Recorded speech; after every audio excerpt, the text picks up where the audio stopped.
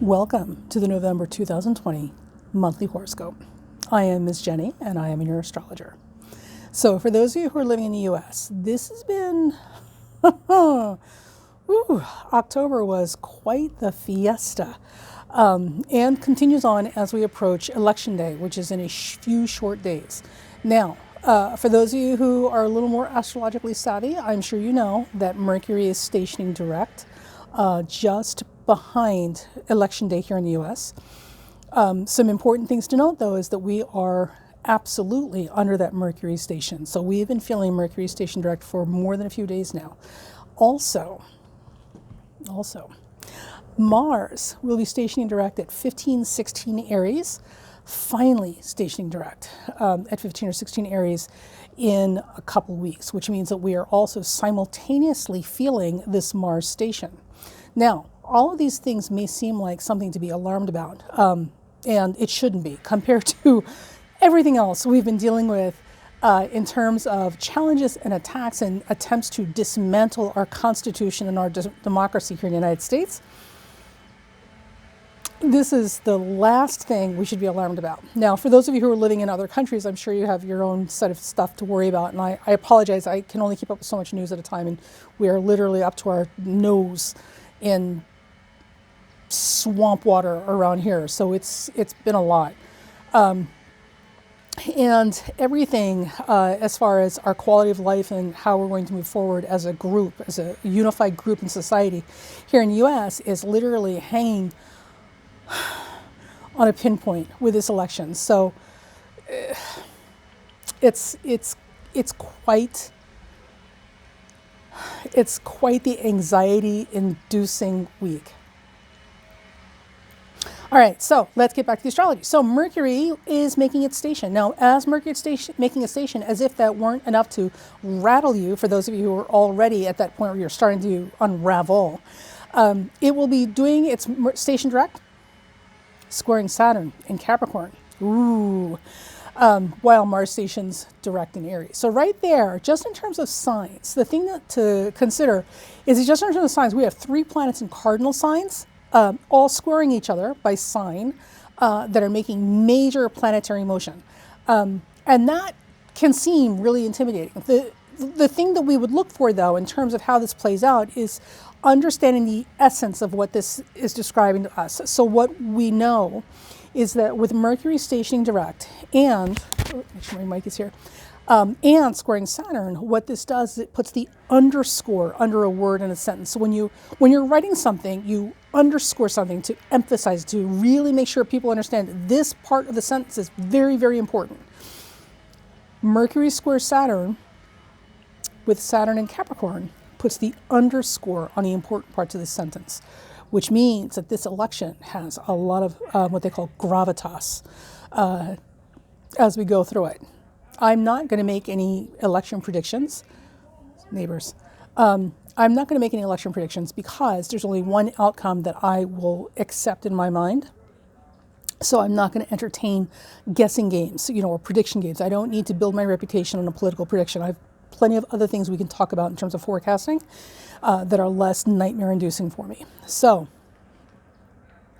we're going to talk about the aspects and how time will move forward regardless of who gets elected. So Mercury squaring Saturn, and Saturn in its rulership, we know that at this time, the big underscore or gravitas of the situation is really being driven home, especially around activities during this time, which in the US is going to be the election. In your location, it may be something completely different. In your personal life, obviously, it will be something else. As this is happening, Mars will station direct. Finally, thank God, Mars will station direct. So some things that we can expect in terms of the US election is we can expect this election to hit critical mass and issues about this election to hit critical mass on the day or day after the election. I would expect the fur to fly the next day. We may not actually get sorted out completely and confidently with absolute assurance that this is what it's going to be until after the 15th, the 13th, when Mars goes direct. Let me double check this. Notes.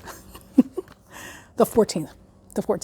So it may be the 14th before we're actually absolutely without any any confusion or debate like out of this mess and concerns and issues about it until the 14th. Now I know in terms of the elections and stuff, they talk about it, and they're certainly not predicting this to drag on until the 14th. So it will be interesting to see what that is and how it manifests. But certainly the 14th is our date to circle on our calendars, because the 3 or 4 days leading up to the whole week, actually leading up to Mars station direct, will be a very intense time, loaded with potential and portent. Once Mars goes direct, here's the thing you guys got to understand about Mars going direct as we move through the month of November. Once Mars goes direct, it's going to feel a lot like a slingshot being released. So when you have a planet that's going retrograde, it's going back, pulled backward. So imagine you have a slingshot, right? Mars and Mercury rule slingshots. So you've got your slingshot, or Mars, going backward, and you let it go, right? And then when shoo, right? So everything gets propelled forward even faster and with a lot more momentum, and certainly much more force. So when Mars goes direct for the rest of the month, plans, actions, decisions, consequences, behaviors, tantrums, like you name it, where Mars is concerned in terms of momentum and power and push, it's going like a rocket. Like it's literally like a rocket launch. So with Mercury squaring Saturn like this on or just behind Election Day, and Mars going direct not a couple weeks later, this whole first half of the month is a big window of stuff, big old stew of things coming to a boil. Now, with that said, so we're doing things the old-fashioned way today. So I have my notes. I know, right? And we're using an old-fashioned ephemeris, my computer, because I really want to do, was it analog? I think the kids call it now, analog versus digital. I really want to do analog, old school astrology, because I need to stay focused and not on the things that are scaring me about this election. Okay, so Venus will also be in Libra as we go through the month. Now, it will change signs later in the month. It will go into Scorpio, but during all this like brouhaha, right, with Mercury and Saturn and Mars and cardinal signs, while this is happening, Venus will be in Libra, which is a very helpful thing. So Venus in Libra will help soften the edges, will increase the effectiveness of diplomacy and negotiations. Venus in Libra will make people more agreeable to compromise. Venus in Libra will absolutely heighten the emphasis and focus on fairness and fair play and equanimous distribution of things. Venus in Libra will try to balance the scales. And that's where everyone's energy and focus is going to be. And that is what will be the most successful and effective at this time. So that's good that we have Venus in Libra while all of this is going on the first couple of weeks of November. It's also going to make us feel a lot more confident in terms of getting through this mess and moving on to the next chapter of our evolution as a result of that. So no matter who wins or what's going on in your country or culture, whatever is happening in your personal life or what have you, know that the first couple of weeks in November are high power times, like major moves are being made. But also there's more success and emphasis and divine assistance in things that are focused on fair play and doing the right thing and compromising and negotiation and diplomacy.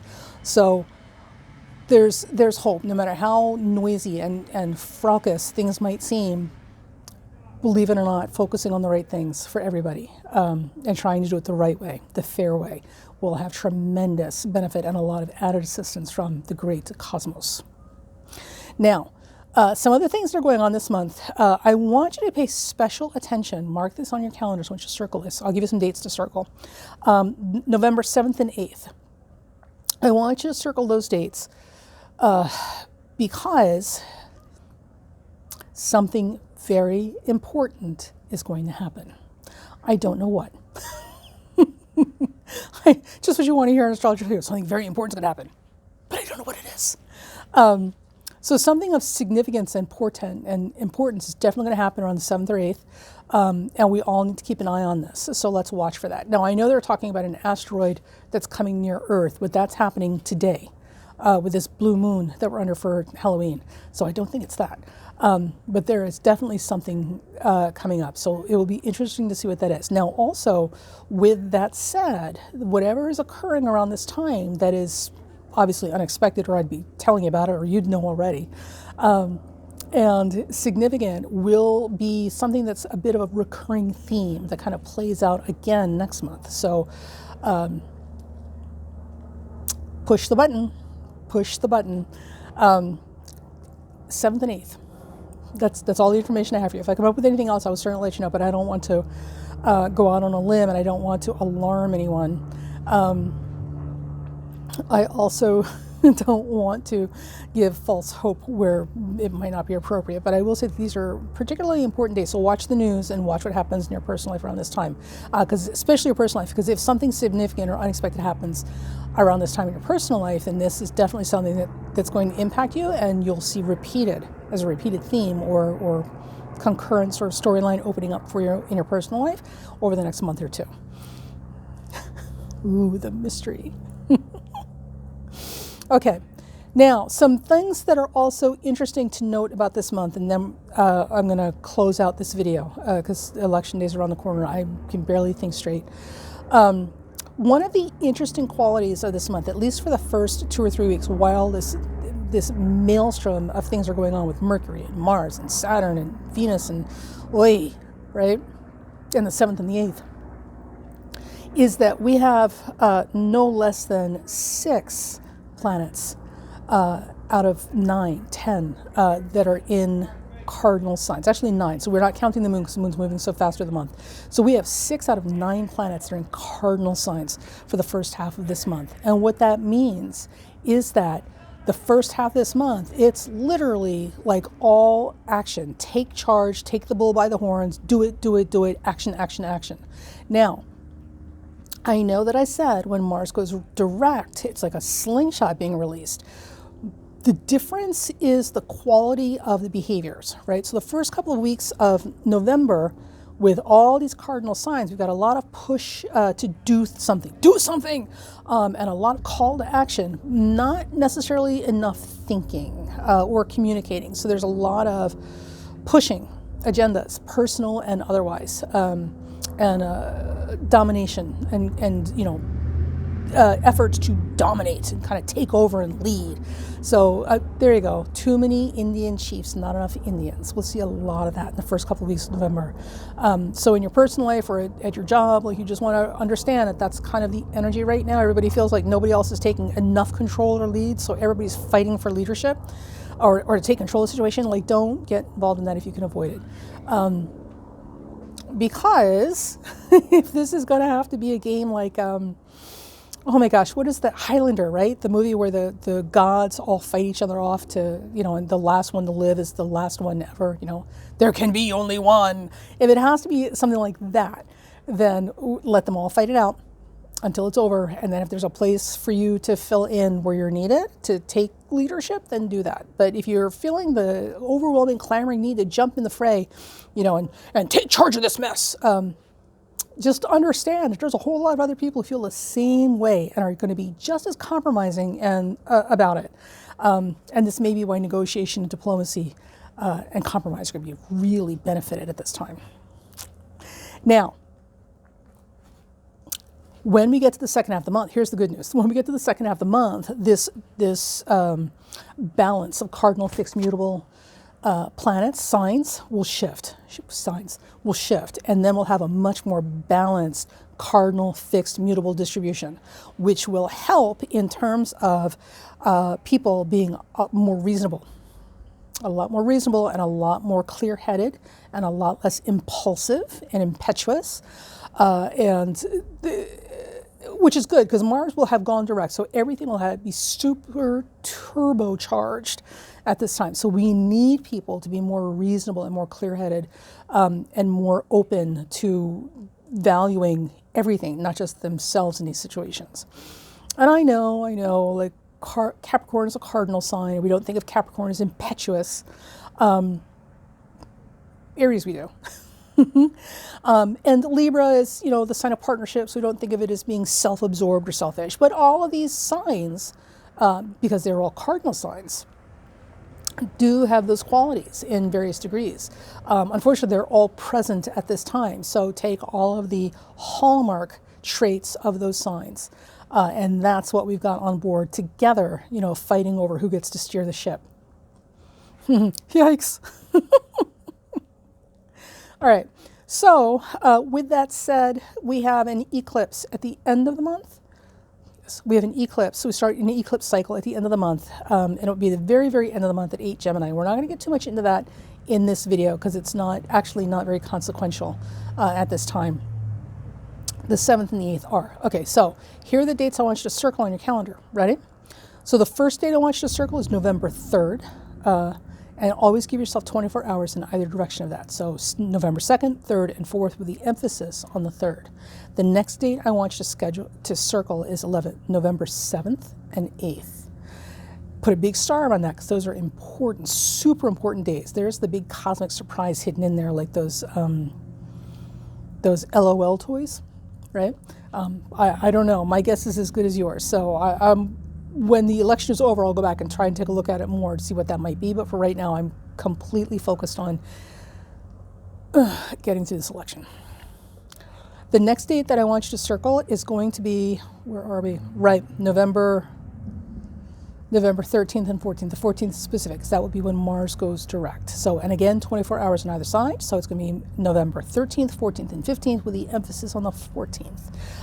Around this time, especially right before the 14th, a couple days before the 14th, watch your driving. Be careful with sharp objects, flammable things, all Mars-ruled items. Be more cautious with. We'd like you to not accidentally set your hand on fire after you chop it off in the saw blade of the tree trimmer after the car runs over you, you know, and it explodes on contact or whatever. Sorry, I'm trying to think of all the Mars things I can think of. All right. So those are your big things. Now, here's the thing I just want to mention, and we're going to end this video, right? So the node is in Gemini this month. The node has been in Gemini for a long time, right? Mars has been in Aries for, Jesus God, an insufferably long period of time. And we've had a lot of planets retrograde, and we've got Saturn and Jupiter and Pluto, you know, together. And they've been retrograde, now they're direct. It's just a lot. So one of the things to understand and appreciate is when Mars is retrograde, it is an internalizing of things. So this whole Mars retrograde period we've been dealing with, as frustrating as it has been, as humbling and delaying and setback causing as it has been, and inconvenient for sure, the most important thing to understand is that Mars, especially in Aries, retrograde forces an internalization of this energy. So at its best, it forces us to examine ourselves and our motives and our identities. Who am I really? What is this really about for me? What is the purpose and point of my behavior and my actions and my choices? It really sets you back on your heels and forces you to look at yourself. Or not, you know, depending on how much self-awareness and introspection you care to do. It also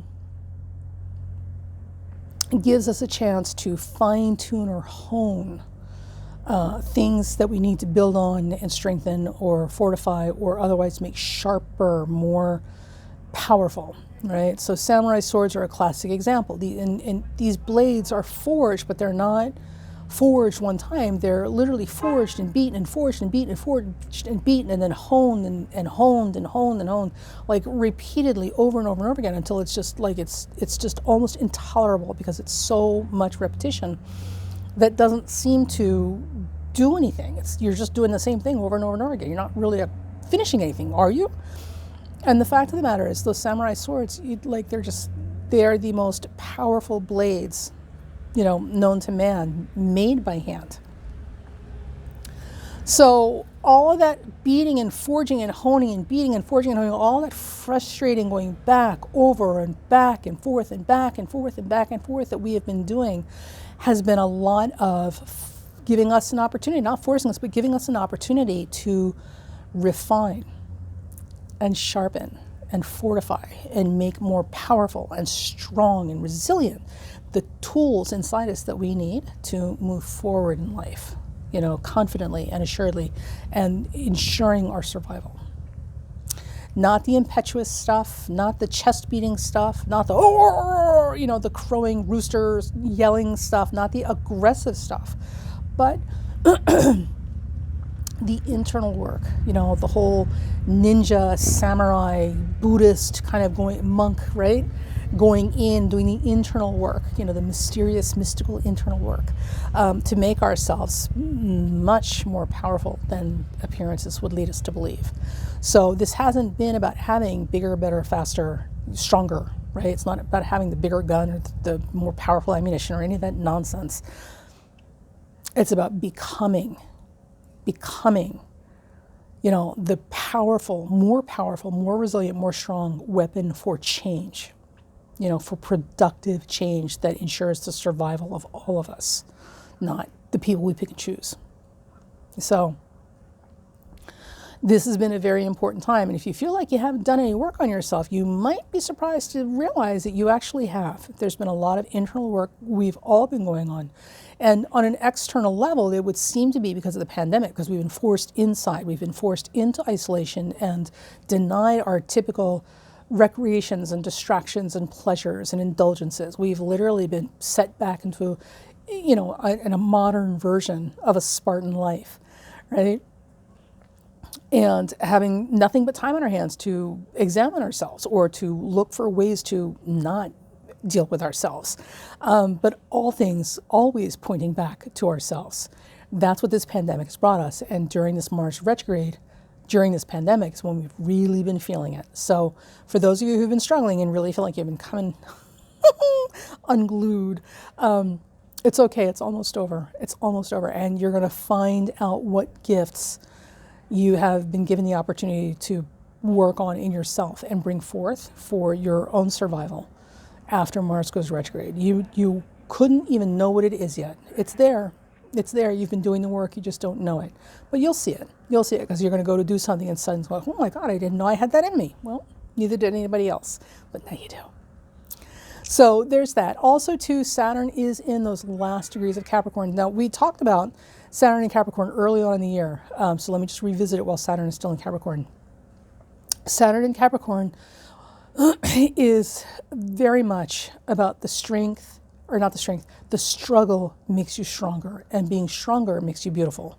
Strong hearts, strong minds, strong bodies, strong characters, all these things are beautiful things. We love when we see this in people. Saturn is the struggle, and the struggle makes you stronger, and what makes you stronger makes you more beautiful. So all that we're going through right now, especially and until Saturn leaves Capricorn and goes into Aquarius permanently, is about giving us an opportunity to become stronger, better, more beautiful versions of ourselves. So dig in, embrace the struggle, whatever it is that you're struggling through, whatever it is, and it's life is unfair. We know that. That's why we have to be fair, because life is unfair. Whatever those things are, dig your heels and embrace the struggle and bring something better out of this, right? Because it's there for you. It's there. You can totally not embrace any of it. Absolutely your choice. We do have free will. But right now, before Saturn leaves Capricorn, this is a great time to really get in and finish doing the work, right? To really get your priorities in order, get your mental house in order, to hold yourself accountable for what you're doing and not doing in your life, and be kind to yourself. One of the things we often forget about Saturn is that Saturn is not cruel by its nature. Pluto is cruel, Saturn is not.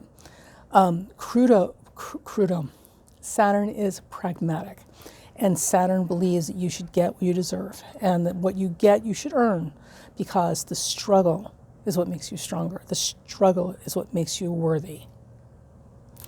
So kindness is also a Saturnine thing, because wisdom is built on kindness.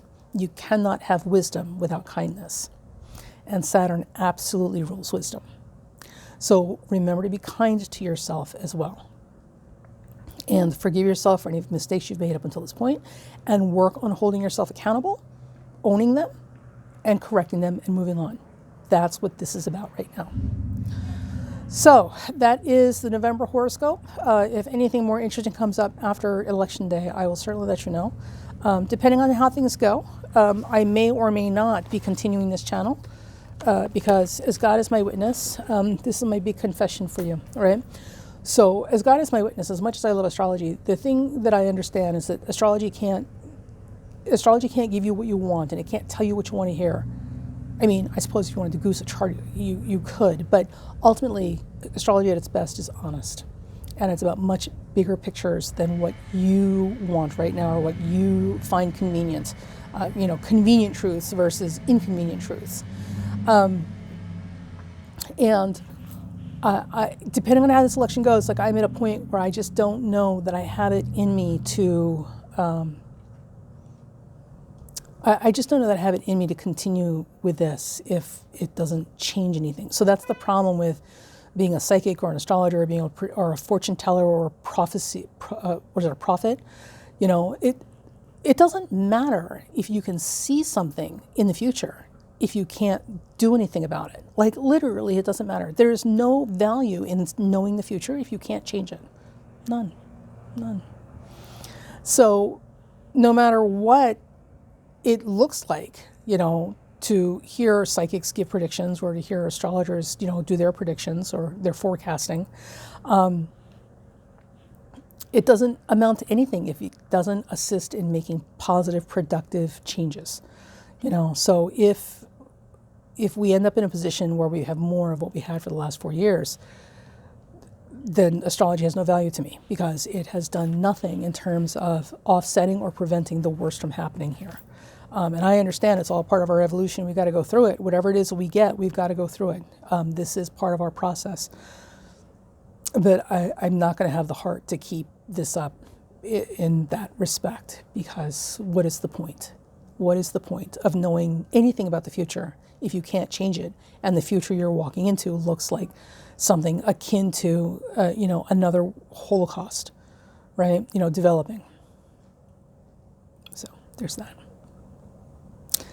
On the upside, folks, November will be a much easier month on all fronts and all counts. It will be much easier. It will be much more productive. There will be a lot more noise, sound, and fury, but much more unified efforts to do the work and get the job done correctly. So there will be a whole lot of reconciliation occurring this month in terms of getting it right this time and making amends. So there are things to be hopeful and optimistic about. So keep your chin up, vote if you're in the United States, and maybe we'll see you next month. Maybe we won't, but in all ways and all days, I think you're awesome. Bye.